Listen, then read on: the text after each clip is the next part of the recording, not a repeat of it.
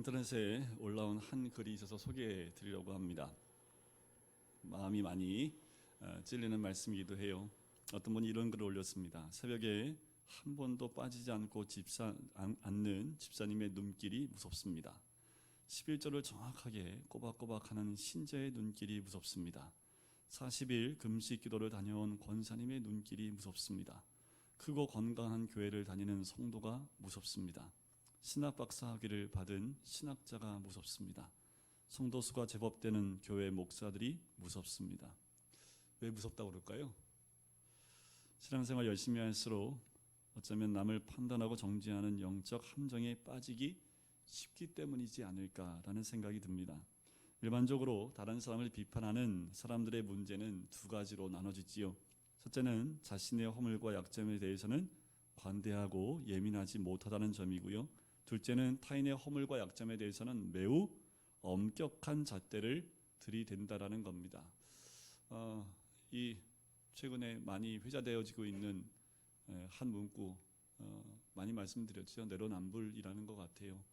나에게는 좀 잣대를 쉽게 대고 남에게는 굉장히 타이트하게 잣대를 대는 것. 문제는요, 다른 사람을 비판하는 사람도 똑같은 일을 반복하고 있다라는 겁니다. 한 사람은 외형적으로 죄를 짓는 사람이고 또 한 사람은 내면적으로 죄를 짓는 차이가 있을 뿐이지요.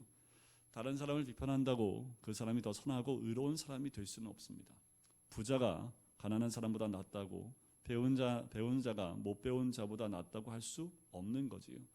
1절에 보면 남을 판단하는 사람아 하면서 얘기가 나왔습니다. 너를 정죄함이니 판단하는 내가 같은 일을 행함이니라 라고 이야기를 하지요. 어느 성도가요, 로마서 성경 공부를 하면서 목사님한테 이렇게 항변을 했답니다. 목사님, 내가 물론 완전하다고 주장하는 건 아닙니다. 그런데 목사님도 알다시피 나는 소망 없이 사는 술주정뱅이나 창녀나 살인자나 폭력배 범죄자와 같지 않습니다. 이건 인정해 주셔야 되는 거 아닙니까? 다 똑같다고 할 수 없지 않습니까? 이렇게 목사님한테 로마서를 하면 이런 말들이 툭툭 튀어나오게 되는 것 같아요. 아마 이 사람의 문제는 뭘까요? 예수님을 믿지만 솔직히 지옥에 갈 만한 죄인은 아니지 않습니까? 이런 마음이지 않았을까라는 생각이 듭니다. 죄에 있어서의 문제는요, 겉으로 나타나는 것이 무엇이냐가 아닙니다. 죄가 겉으로 드러나면 어떤 사람은 죄를 많이 짓고 어떤 사람은 죄를 적게 짓는 것처럼 보여요. 당신은 큰 죄를 지었고 당신은 작은 죄를 지었습니다라고 얘기할 수 있지요. 그래서 법원에 가면 누구는 무기징역, 10년형, 6개월형, 집행유예 이런 말들을 하지요. 이건 죄의 경중을 따지는 것이지요. 이렇게 할 수 있는 근거는 무엇 때문입니까? 죄가 드러나기 때문에, 드러난 죄를 따지기 때문에 이런 경중이 나타나는 거지요. 그렇기 때문에 죄 자체에 대해서 생각하지 않고요, 들킨 죄만을 가지고 이야기를 합니다. 특히 정치인들의 관심이나 특별히 이 시대에 살고 있는 우리 모든 현대인의 관심은요, 어떻게 하면 지은 죄가 드러나지 않을까? 여기에 관심이 있다는 거예요. 죄가 드러나지 않게 하기를 원하는 마음이 있다는 거지요. 그러나 하나님의 심판은 겉으로 나타난 것만 가지고 이루어지는 것이 아니고요, 바로 이 중심에서 무슨 일이 일어났느냐로 결정합니다. 이런 하나님의 심판은 핑계할 수도 없고요, 피할 수도 없습니다. 하나님은 이런 의미에서 겉으로 죄를 짓는 사람보다는 속으로 죄를 짓는 것에 대해서 더 깊고 예민하게 말씀하고 있지요. 그런데 지금까지는 속으로 죄를 짓는 사람이 겉으로 죄를 짓는 사람에 비해서 큰 소리를 치고 살아왔습니다. 그러나 하나님은 겉으로 죄를 짓는 사람보다 속으로 죄를 짓는 사람에 대하여 더 큰 책임을 묻고 계시지요. 이것이 아마도 이 말씀을 가지고 있는 유대인에게 하나님은 판단하는 것 같아요. 이 2장의 말씀들은 그런 거지요. 이방인과 유대인을 하나님께서 말씀하시면서 유대인에게 하나님의 말씀을 가지고 있고 율법을 가지고 있고 믿음을 가지고 있다는 그들에게 하나님의 판단이 무엇인지를 말씀해 주고 있는 겁니다. 이 시대에 살고 있는, 어쩌면 이 말씀은 예수를 믿고 있는 우리들에게 하는 말씀이지 않을까요? 로마서 2장 5절에 보면 내면적 죄의 특징을 두 가지로 얘기했지요. 고집과 회개하지 않음입니다. 고집과 회개하지 않음의 공통점은 교만하다라는 것이요, 불순종하다라는 겁니다. 자기 자신을 드러내고 있고요, 자기가 중요하고요, 자존심 때문에 고집을 내려놓지 않습니다. 그럼 어떻게 될까요? 계속 죄를 짓는 영적 상태에 빠지게 됩니다. 회개하지 않고 또 고집을 피우는 것은 하나님 앞에서 사람들로 하여금 많은 죄를 짓게 한다라는 거지요. 이런 얘기가 있어요. 철야기도 시간에 다 기도하는데 기도하지 않고 자고 있는 사람들을 보고 한 집사가 이렇게 기도했답니다. 장로 집사할 거 없이 다 자고 있으니 하나님 참 민망하시겠습니다. 기도를 했대요. 그랬더니 하나님이 또 이렇게 응답하셨답니다. 그렇게 깨어서 남 흉이나 볼 거면 너도 얼른 자라. 웃자는 얘기였지만 어쩌면 우리가 새겨들어야 될 말이 아닐까라는 생각이 들어요. 우리 스스로가 이 말씀, 참 웃기는 말씀이지만 속으로는 우픈 얘기가 아닐까라는 생각이 듭니다. 하나님 유대인이나 헬란이나 모두에게 동일한 판단의 기준을 말씀하는 것이 오늘 본문의 말씀이지요. 하나님께서 각 사람에게 그 행한 대로 보응하신다라는 겁니다. 하나님은 각 사람의 행한 대로 보응하신다는 것, 모든 사람이 알기에 겉으로 죄를 짓든 아무도 모르게 속으로 짓든 간에 하나님 앞에서 모두는 다 죄인이다라는 거지요. 하나님 판단에는 실수도 없고요, 타협도 있을 수 없습니다. 물론 하나님은 우리의 죄가 주홍 같을지라도 눈과 같이 희게 해줄 것이며 지렁같이 붉을지라도 양털같이 희게 할 것입니다. 분명히 이렇게 말씀을 하고 있습니다. 이것은 무조건 그렇게 되는 게 아니지요. 고집을 꺾고 죄를 회개할 때만 이루어지는 것입니다. 주님의 십자가, 그 보혈을 의지할 때만 되는 거지요. 자기 부인입니다. 자기의 고집과 또 자기의 죄를 회개할 때만 주님이 주시는 놀라운 복이지요. 7절과 8절에 보면 참고 선을 행하여, 또 8절에 보면 오직 당을 지어 진리를 따르지 아니하고 불의를 따르는 자에게 각각 영생과 그리고 각각 진노와 분노가 임할 것이다 라고 얘기를 합니다. 이 말은 이렇게 얘기할 수 있어요. 씨를 뿌린 대로 거둔다라는 거지요. 팥을 심으면 팥 나고 콩 심으면 콩이 납니다. 이거 거부하고 다르다고 얘기할 수 없지요. 누구도 바꿀 수 없는 하나님의 법칙입니다. 세상의 법칙과 자연 법칙과 똑같이 하나님의 판단과 심판의 법칙도 이와 같다라는 거예요. 그런데 남을 판단하는 사람의 오류가 여기에 있습니다. 팥을 심어도 콩 나고요, 콩 심는데 팥도 날 수 있다고 착각하는 거예요. 그 말은 뭐냐 하면 언제나 나는 예외라고 생각한다라는 거예요. 다른 사람 다 망해도 나는 망하지 않고 다른 사람 다 죽어도 나는 죽지 않을 것이다 라는 그런 믿음을 갖고 있다라는 거예요. 그래서 하나님의 심판이 다른 사람의 허물과 실수에 대하여는 엄격하게 적용이 되지만 자기에게는 예외였다고 그 마음에 가지고 있다라는 거지. 이런 생각은요, 하나님께서 행하는 대로 갚으신다는 생각과 정반대의 생각이지요. 다시 한번 행한 대로 갚으시는 하나님, 그렇게 판단하시는 하나님이라는 것을 9절과 10절에서 다시 강조하십니다. 악을 행하는 사람에게, 사람의 영에는 환난과 공고, 선을 행하는 각 사람에게는 영광과 존귀와 평강이 있다라는 거지요. 행하는 겁니다. 악을 행하고 선을 행하는 거지요. 근데 여기서 한 가지 물음표를 가져요. 자, 첫 번째는 뭐냐 하면 이 모든 것은 다 동일해요. 유대인에게나 헬라인에게나 다 동일하다라는 겁니다. 악을 행하는 유대인이나 헬라인이나 환난과 공고가 있고요, 선을 행하는 유대인이나 헬라인에게나 다 동일하게 영광과 존귀와 평강이 있다라는 겁니다. 그러면 선과 악의 기준이 뭡니까? 세상이 말하는 선과 악의 기준은 상황과 환경에 따라 다르지만 여기 말씀에 적혀있는 악과 선의 기준은 하나님 뜻에 있습니다. 말씀에 있고 진리에 있는 거지요. 이 하나님 말씀과 진리 가운데 선과 악이 구별되기 때문에 아무리 믿는 사람이든 믿지 않는 사람이든 하나님의 진리대로 행하는 자와 행하지 않는 자에 대해서 주님이 말씀을 하는 겁니다. 중요한 것은 행하는 것을 포인트로 두고 있지요. 이건 누구에게나 예외 없습니다. 정확하게 적용이 된다라는 거지요. 선택받은 유대인 경우에나 선택받지 못한 헬라인에게나 마찬가지로 적용된다라는 겁니다. 그런데 우리는 뭘 좋아합니까? 예외를 좀 좋아하는 편 아닙니까? 다른 사람이 다 그래도 나는 좀 예외적인 사람이다. 하지만 하나님 경우에는 예외가 없습니다. 예외가 딱 한 사람이 있습니다. 딱 한 분이 있지요. 바로 예수 그리스도밖에 없습니다. 예수 그리스도는 악인에게나 선인에게나 구원이 되시는 분이지요. 헬라인에게나 유대인에게나 구원이 되시는 분, 그분이 바로 예수 그리스도입니다. 11절에 하나님의 기준을 정확하게 얘기하십니다. 하나님께서 외모로 사람을 취하지 아니하신다. 그러니까 어떻게 해요? 하나님은 외형적인 기준이 아니라 내면적인 기준을 가지고 말씀하신다라는 겁니다. 하나님은 우리의 외모로 사람을 취하지 않듯 하나님이 사람을 보실 때 외모로 보지 않으신다라는 거예요. 그러다 보니까 우리 주변에 자칭 선하고 의롭다고 생각하는 사람들이 있지요. 이런 사람들의 특징은 내가 선하고 의롭기 때문에 다른 사람에 대해서 쉽게 잣대를 들이대는 경우가 있을 수 있습니다. 어떤 면에서 사회의 모범생, 교양 있고 도덕적인 사람들 여기에 속할 수 있지요. 하지만 겉으로 드러난 거 가지고 하나님 평가하지 않는다라고 말씀하십니다.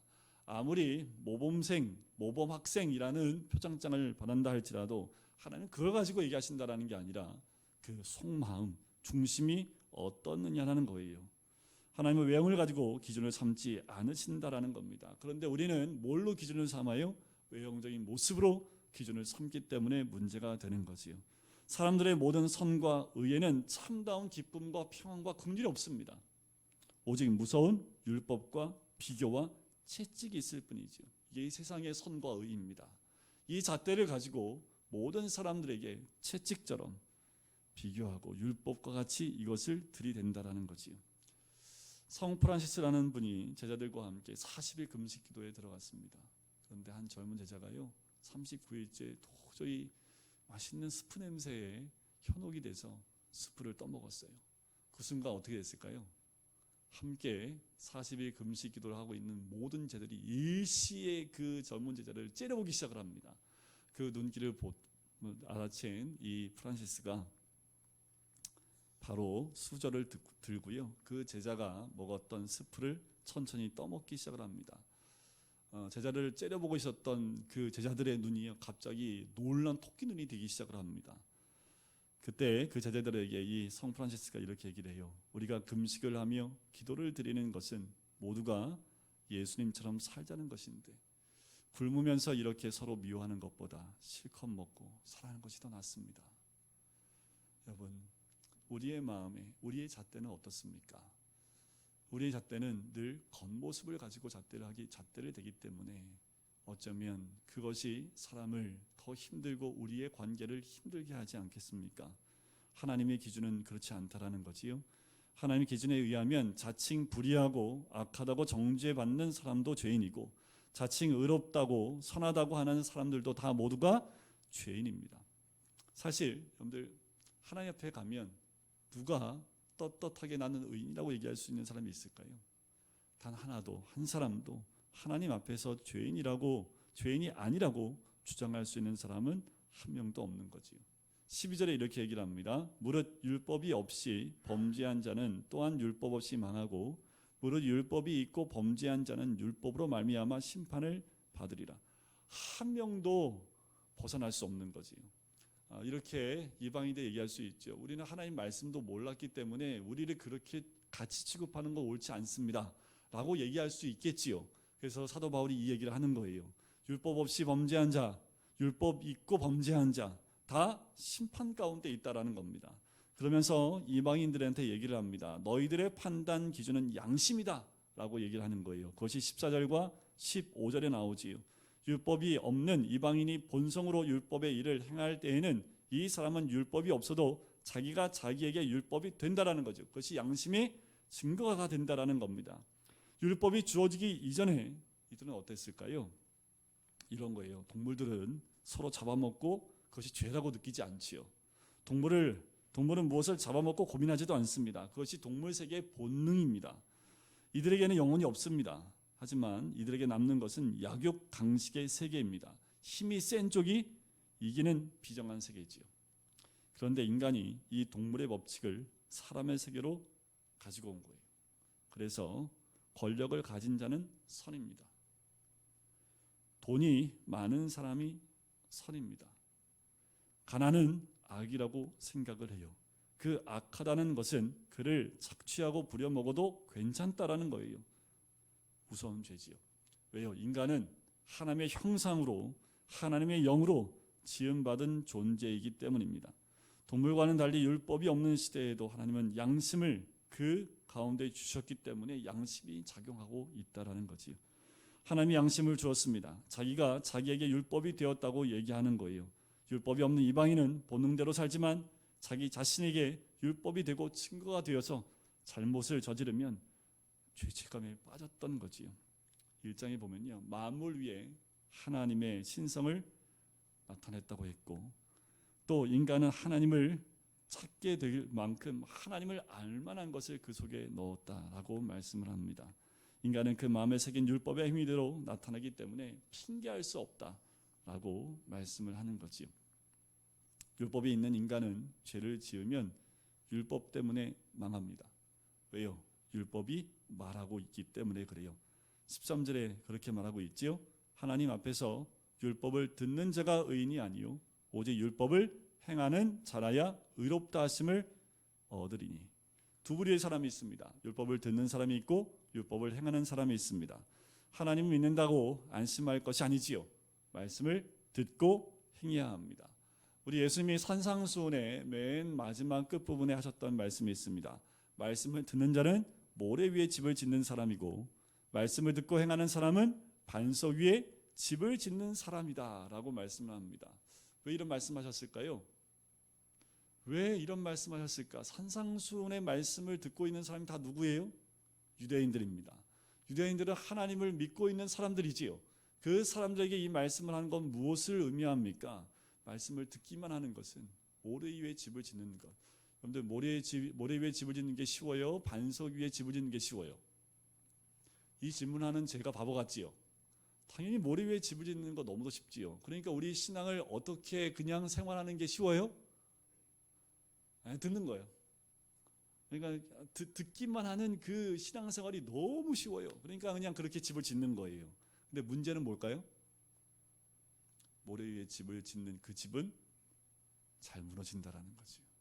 반대로 말씀드려 볼까요?